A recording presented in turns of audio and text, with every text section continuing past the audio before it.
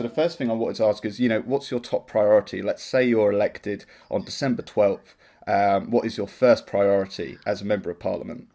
So one of the biggest issues is definitely dealing with crime, because violent crime has gone up in Colchester by 105% since 2015, and dealing with knife crime as well. So the government brought in tougher knife crime laws a couple of years ago. They clearly are not working, and just sending people to prison for a first time offence of carrying a knife is clearly not a deterrent. So we need to bring all the different services together. So that's youth, education, crime fighting agencies, and we need to come up with a cohesive plan to actually reopen youth clubs, because all the Sure Start centres that used to obviously have young people attending and educate them and obviously make sure that they know it's wrong to carry a knife, to deal with gang crime, that kind of thing. All of those closed in cuts in the current government. And I think now you can see that's why we've got this knife crime and drug crime epidemic, because the basis of society has been cut. And that, over a 10-year period, proves that it's all short-termism, because we now have a generation that think it's okay to carry knives, because it's not. It's not okay. So that, for me, would be the biggest issue, to deal with knife crime, to deal with violent crime, but also that ties into drugs as well, because some people are obviously dealing drugs, they're carrying weapons because they feel they have to, because they feel threatened. Well, we need to bring a stop to all of this. And it isn't just about arresting people and sending them to jail. It's about educating people why it's wrong to carry a knife, and make them feel safe that they shouldn't have to carry a knife in the first place on a night out, for instance. Yeah, and also, what about how would you look to tackle, let's say, more violent cases of crime, especially with the county lines issue that we're sort of dealing with at the moment as a county? So part of that is about disruption of drugs, which the police are starting to step up on. So you disrupt it. Now, of course, if you disrupt drug supply, all that happens is other people move into the manor. So basically, other people will turn up and start to push. So what we need to do is disrupt it, to also get down to the lower levels, because there's obviously the large drug runners that have gangs that work for them. It could be young children that obviously have been used as mules, etc. So it isn't just about tackling the big drug runners, it's also getting down to the people on the floor that have got involved in this, educating them and getting them out of it, pulling them out of it. And that is something that clearly there needs to be more work on. But again, it's a joined up approach. It isn't just the police's job to deal with this. There's education, social services, and also youth provision. They all need to work more closely together and be invested in, because most of it doesn't exist anymore because it's all been axed. And would you like to see schools, let's say, get more involved in prevention and that kind of thing? Yeah, absolutely. Our schools do a great job with, again, diminishing resources, and therefore, yes, I would like to ensure that our schools play a massive part in this, and also get funding for education programs where they have got people involved in this, and they need more support. Yeah. Okay, and so if we could just go to, now I just want to talk about the high street as well. Yes. What do you think of our high street? Do you think it's a sort of healthy and successful? If not, what would you do to change that? So towns across the UK are changing, and we are in control of that as consumers, because if you look at the spending figures every Christmas, the amount of money spent with retailers like Amazon and other online retailers goes up year on year exponentially. So the amount of money being spent in bricks and mortar retailers is diminishing, and therefore is being driven by us. That's also compounded by business rates, which are set by government. They're not set by councils. And also rents. Again, some people seem to think that the councils own the high street. We don't. They are private landlords, just like people that own houses, and they rent houses out. It's the same principle. But all of these are expensive. And that means that before you've even opened the doors to a business, you've got a high cost rate, as well as staff and energy and all the other things you have to pay as a business. And therefore town centres are changing. They are becoming places of leisure. So more cinemas, more restaurants. And of course, people do say about, hair salons, barbers, nail shops. But at the end of the day, they're things you can't buy on the internet. You can't buy a haircut on the internet unless you've got a wig and you send it away. You can't buy that. You can't buy your nails to be done on the internet. You can get it by going to a property and having it done. And that is, those businesses are thriving because that's where the growth is. There was a huge growth in fake tans and tanning businesses, if you remember. They were all over the high street. They've cut back a bit because people are not doing it so much, and tanning machines because people have realised they're dangerous. So it is consumer demand that ultimately drives what happens to the high street. But coming back to your question, Colchester is performing better than many other high streets, and we have less empty shops compared to the national average. Personally, I'd like 0 empty shops, but there is the reality that obviously it's expensive to run a business. Yeah. And that's the point. If you're running it out of your garage or your Amazon, I mean, the footfall or the space of an Amazon warehouse is bigger than many town centres put together. And imagine how, the square footage, imagine how much sets of consumer goods in an Amazon warehouse, and we are purchasing, and I include myself in that. I try and purchase locally, but I'm no different to any other consumer. I use Amazon and other online retailers. So we are driving those changes. Yeah. But Colchester is very healthy. We've got the Business Improvement District, which brings £500,000 extra into the town centre. That's now a year old. That's where businesses are working together to improve things. We've got the South Lanes project, which again is driven from the businesses and some entrepreneurs that have done a fantastic job on virtually no budget. And that's been fantastic to support that. And there's a lot more to come. We're looking at a town centre master plan to try and draw the high street and the town together. We're also looking at traffic with Essex County Council to tie all that in. So there's a lot of work going on to try and deal with some of the issues. We have dealt with aggressive begging, which has been a big complaint. And we have spent a lot more money on bins, recycling bins, bubble gum bins, and also frontline staff that work 7 days a week to clean up the town centre. And the high street paving is going to get redone, which is a collaborative project between Essex County Council, who are responsible, but also with Colchester as well. But more news will come on that in due course. So yes, that's positive. Yes. What do you think is more important in our town right now? Is it building new homes and commercial space, or maybe expanding and better utilising our existing homes and storefronts? So the government wants 300,000 houses built by councils a year in the UK, and most of that is in the southeast, because that's where the majority of people are living, working and commuting, and therefore in a small space we're expected to take the most houses. And there is a north-south divide, and that's where HS2 and hubs in Manchester, etc. are so important, because we need to spread this across the UK, just to put it into context. But in terms of Colchester, we have built for the last 40 years 830 houses a year on average.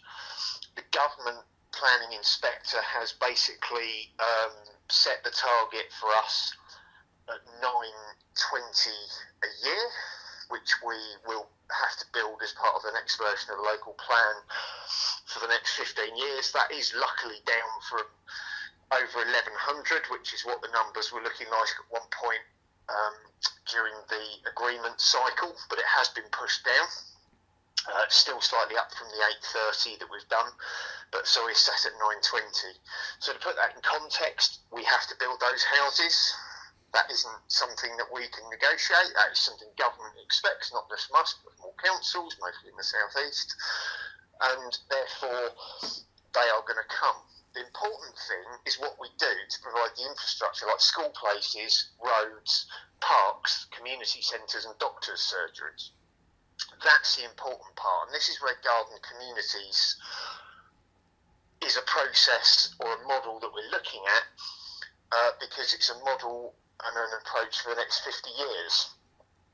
Rather than the same old bad house building that's gone on in the UK, where we just put 500 houses here, 1,000 houses there, and what it doesn't generate is the actual infrastructure that is required, because developers, by law, are only required to pay for school places or infrastructure where they cause the increase in demand. I call it the community damage, because it's putting more pressure on infrastructure. And infrastructure, I mean everything. I'm talking about NHS places, I'm talking about schools, I'm talking about community centres, I'm talking about roads, I'm talking about cycling facilities. And therefore we need a different approach, and that is what Colchester is working with Braintree and tendering Essex, and also Colchester, obviously. So there's 3 district councils and then the Essex County Council working on that, and therefore that is what we're trying to do, and that plan goes back to the examination with the planning inspector next January. In terms of existing commercial space stroke housing, one of the things that the Lib Dems are talking about on empty properties or second properties, or certainly empty properties, is cranking up the council tax, so that people don't have houses sitting around empty, doing nothing, because those properties should be brought back into use, and therefore takes the pressure off the existing housing supply. So actually dealing with where we've got empty properties is quite important, and I think across Colchester we had certainly at least 1,000 properties or something like that were registered as being empty. So we need to bring those back in and persuade the owners that they should rent those out or do something positive or bring them back into use and live in them. So that's something that is Lib Dem policy, to crank up the council tax on those empty properties. In terms of business and commercial properties, again, it's supply and demand. So you wouldn't necessarily go and build lots of new retail units. You would do for new housing and communities, which is happening in my neck of the woods, for instance, because you need corner shops, etc.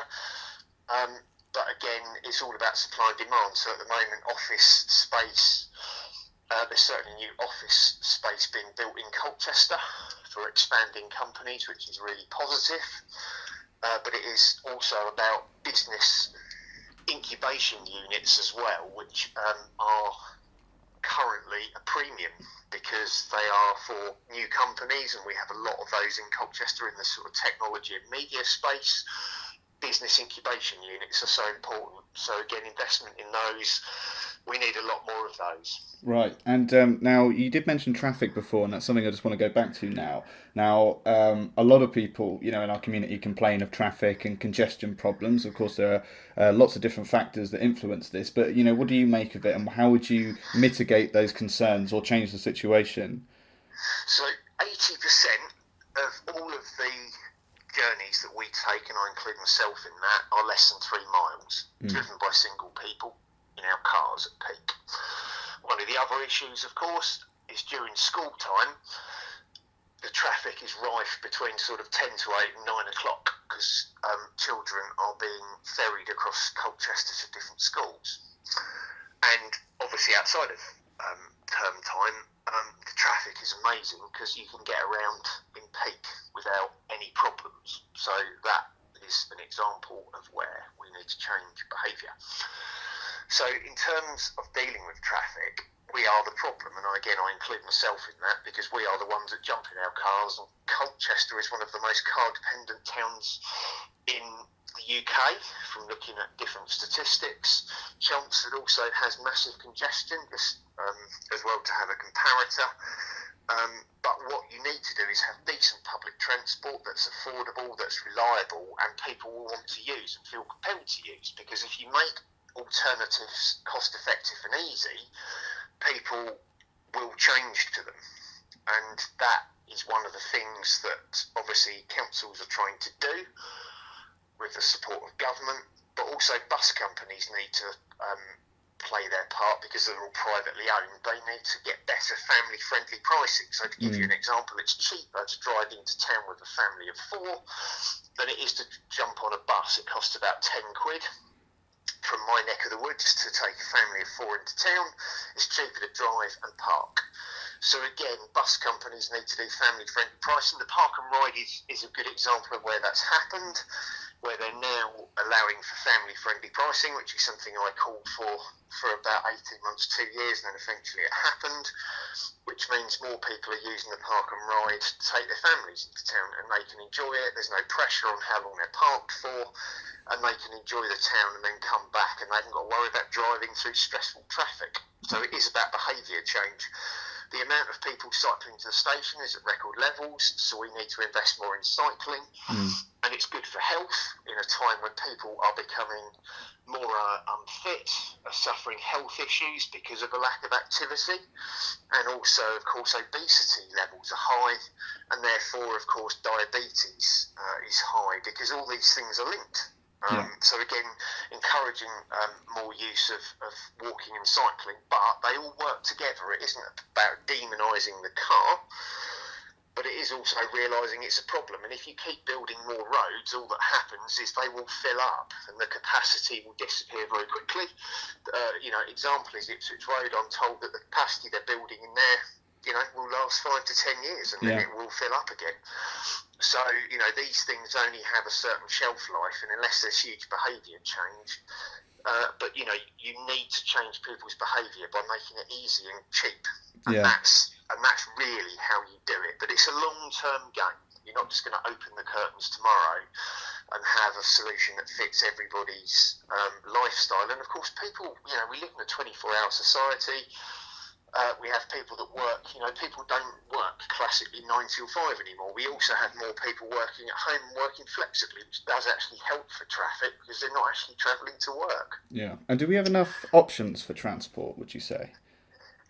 Yes, I think we do, but I think really the public transport element of it, in other words, the buses and the cost effectiveness and reliability, and also the cleanliness of them. We don't tend to have the best fleet of buses in Colchester, and the bus companies admit that.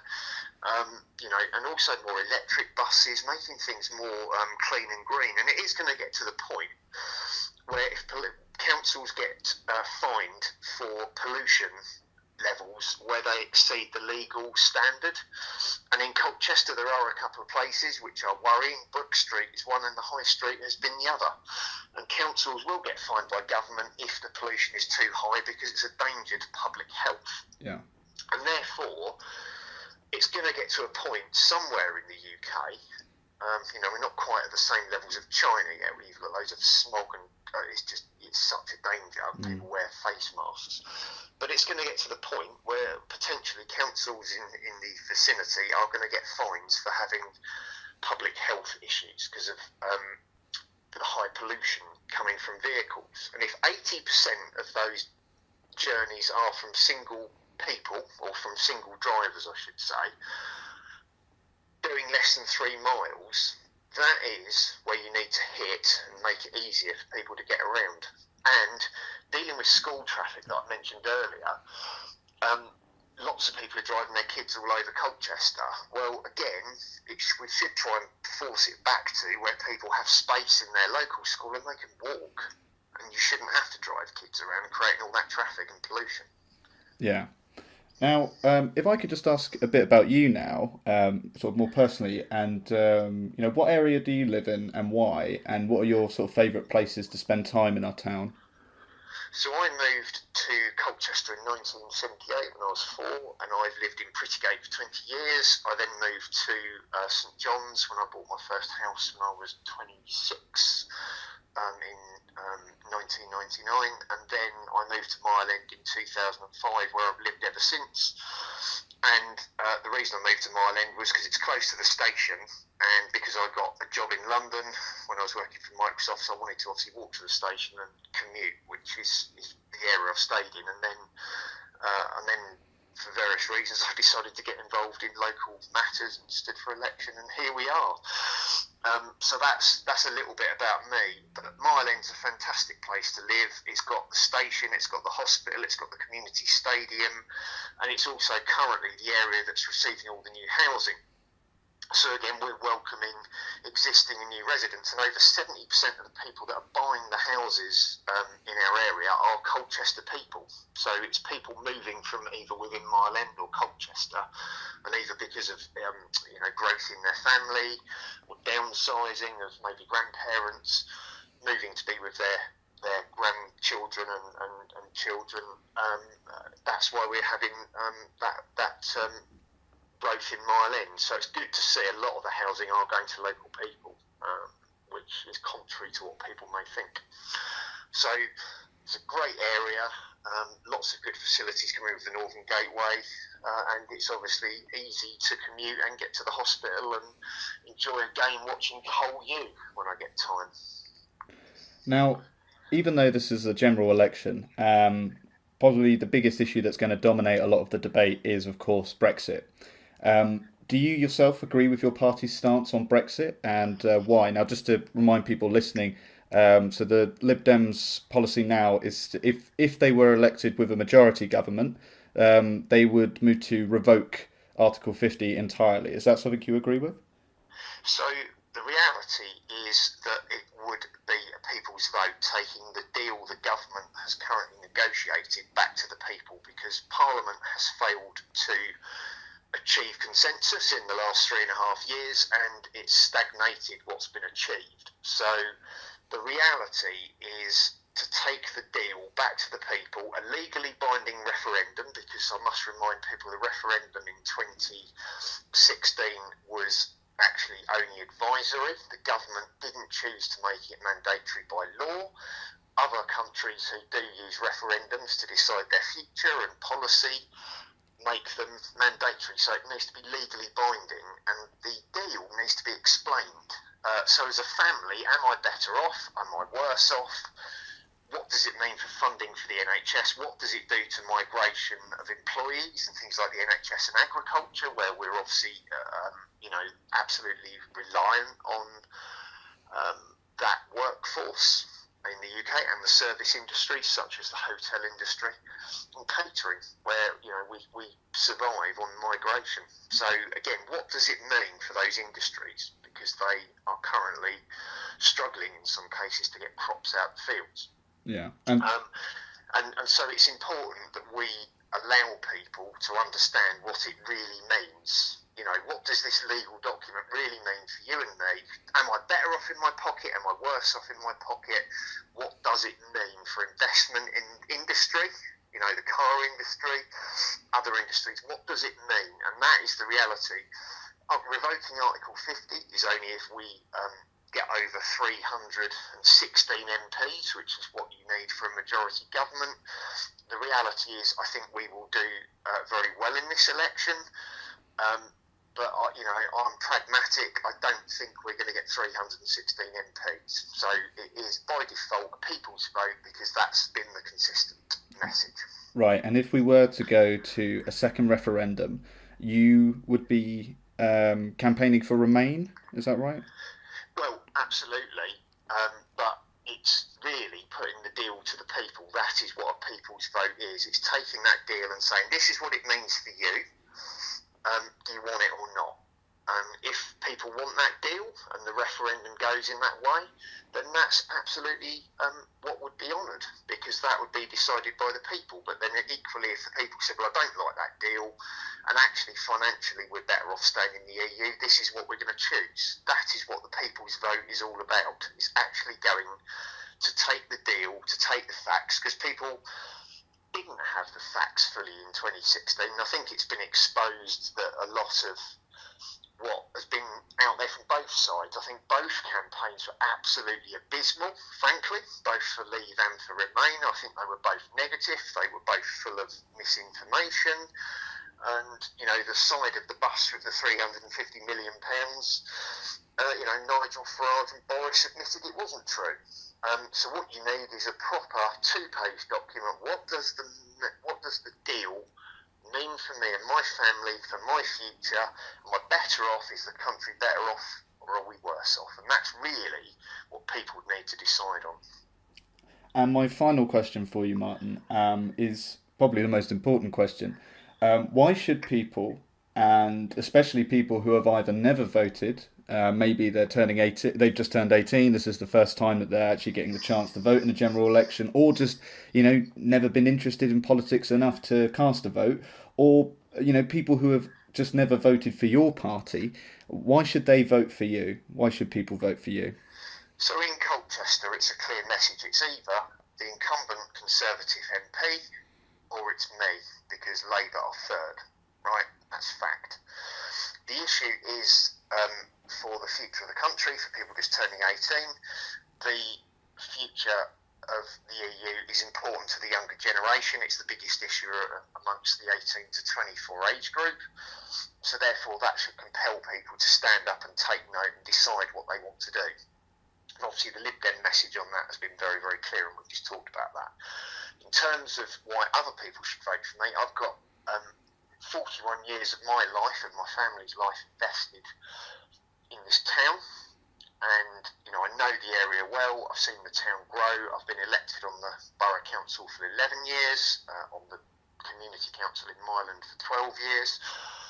And therefore I've got that experience, and I've therefore got the grassroots experience of where legislation in government, where it's not implemented well, and you can drive a coach and horses through it. I've got that personal experience where I know you have to think about operationally how something that's legislated for in Parliament will actually be implemented on the ground, and try and find the holes so that we don't have legislation that doesn't actually fix a problem, or it fixes one problem and introduces another. And parking is a real prime example of that, where parking laws are split between the police, who can deal with pavement parking blockages, but traffic wardens can't. And therefore, you've got two different agencies. You've got traffic wardens dealing with yellow lines and resident-only parking, and you've got police dealing with everything else to do with parking, and they just don't have the resources, so things don't get resolved, and that's where legislation was badly done, and that's just one example of many.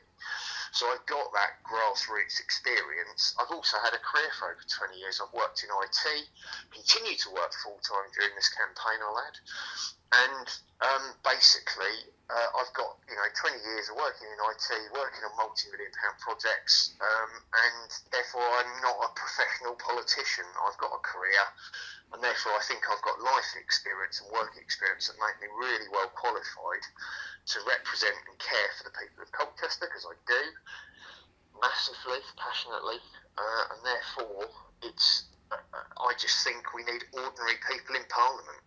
And that is what I am. I'm just an ordinary guy that's qualified, experienced to stand, and who wants to make Colchester a better place for everybody.